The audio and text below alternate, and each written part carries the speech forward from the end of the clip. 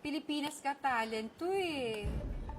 Meron ka bang para sa Pilipinas Got Talent? Yung tungkol sa Pilipinas Got Talent?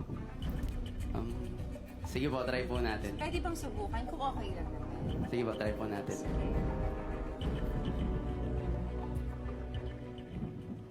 Ito ay entablado, na sigurado.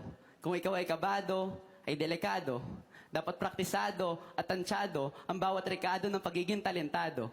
Para markado at pasado, maging interesado ang mga horado. Aminado ka man na problemado. Itong silid na kwadrado ang magsisilbing hurado na ang tagumpay ay malapit mo nang makabisado. Sapagkat wala ito sa kulay o estado ng buhay kung edukado, maging tunay ka man o retokado, mga kamay mo man ay pasmado, dapat malumanay ka lang at kalmado, sapagkat ikaw ang susi ng kandado ng mga puso at isip na sarado, patunayan mo sa buong mundo na ang talento ng Pilipino ay hindi limitado.